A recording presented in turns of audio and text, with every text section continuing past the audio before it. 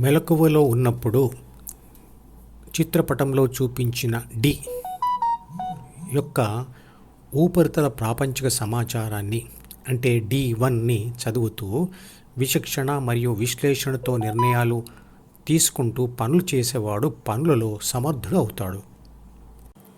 కానీ D1ని నిరంతరంగా చదువుతూ నిర్ణయాలు ఏమీ తీసుకోకుండా పనులేమీ చేయకుండా ఉండేవాడు అసమర్థుడు అవుతాడు.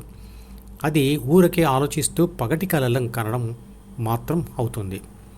ఇలా చేయడం రాత్రి నిద్రలో డీలోని అట్టడుగు పొరల్లో ఉన్న ప్రాపంచిక సమాచారంతో అంటే D2తో ఉండడం అంటే రాత్రి కలలు కనడం లాంటిదే అవుతుంది. ప్రాపంచిక ఆత్మ డీని పూర్తిగా వదిలిపెడితే చేసే ప్రాపంచిక పనులు ఏమీ లేక సి మరియు బిలను దాదాపుగా పూర్తిగా వదిలి ఏ ఒంటరిగా మిగిలిపోతుంది. అది గాఢ నిద్ర కావచ్చు లేదా ధ్యాన సమాధి కావచ్చు.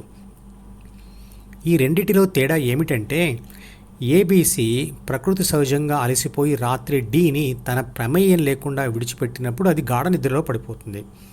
కానీ ధ్యాన ప్రయత్నంతో అది డీని విడిచిపెట్టినప్పుడు సమాధి స్థితిలోకి ప్రవేశిస్తుంది. ఈ రెండు స్థితులలో కూడా శరీరం నిశ్చలంగా ఉంటుంది. గాఢ నిద్రలో ఏబీసీ ప్రాపంచిక స్పృహ లేకుండా ఉంటుంది, కానీ అంతర్గత శరీర నిర్వహణ పనులు చేస్తూ ఉంటుంది. జీర్ణమైన ఆహారం నుండి శక్తిని గ్రహిస్తూ ఉంటుంది.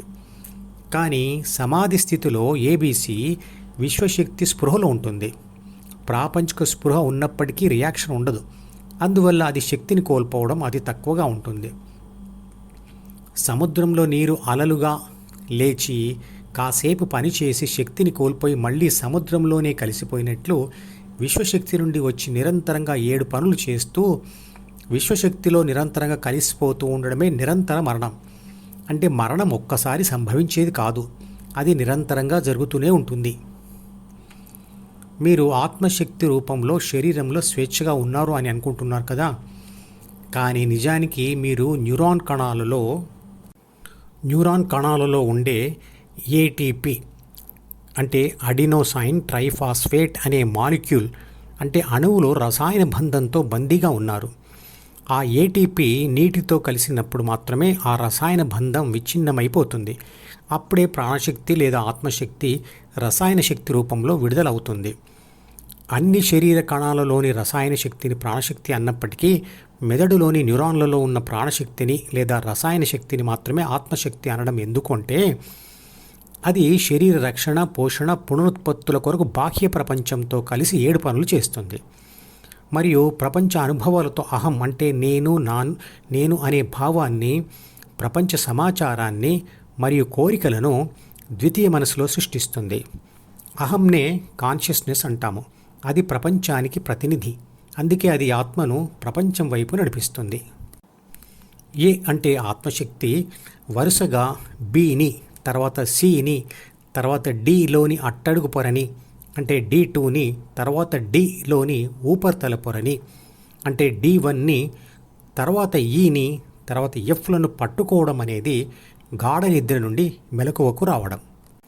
మరియు మెలకువలోకి వచ్చిన తర్వాత ఏ వరుసగా ఎఫ్ని, తర్వాత ఈని, తర్వాత డి యొక్క ఉపరితల పొరని అంటే D1ని, తర్వాత డి యొక్క అట్టడుగు పొరని అంటే D2ని, తర్వాత సిని, తర్వాత బిని వరుసగా వదులుకుంటూ రావడం అనేది మెలకువ నుండి గాఢ నిద్రలోకి పడిపోవడం. ఆత్మ గాఢ నిద్రలోకి పడిపోతుంది అంటున్నాం, కానీ ప్రవేశిస్తుంది అని ఎందుకు అనలేము? పడిపోవడం అనేది ఒక బలహీనత. అది ఏ ప్రయత్నం చేయకుండానే ప్రకృతి బలంతో దానంతట అదే జరుగుతుంది. యవ్వనంలో ప్రేమలో పడిపోవడం జరుగుతుంది, కానీ ప్రవేశించడం ఉండదు. ఆ ప్రేమలో పడిపోవడం అనేది ఒక బలహీనతతో జరుగుతుంది. కానీ ధ్యానంలో ప్రవేశించడం అనేది ఒక బలం. అది ఆత్మ యొక్క బలం. ధ్యానం ద్వారా వచ్చే ప్రేమలో ప్రవేశించడం అనేది ఓటమి ఒప్పుకోని స్వభావం, మనసులోని కోరికలతో యుద్ధం చేసే ధైర్యం, హృదయంలో ధ్యాస నిలిపే పట్టుదల లాంటి బలమైన ప్రయత్నాలతో జరుగుతుంది. యవ్వన ప్రేమలో స్వార్థం ఉంటుంది, కానీ ధ్యానంతో ప్రవేశించే ప్రేమలో సర్వస్వాన్ని ప్రేమించే తత్వం వస్తుంది. అలసిపోయిన ఆత్మను ప్రకృతి కనికరంతో తోసేస్తే అది గాఢ నిద్రలో పడిపోతుంది. కానీ ధ్యానంతో మనం గాఢ నిద్ర లాంటి స్థితిలోకి అంటే యోగ నిద్రలోకి ప్రవేశిస్తాం.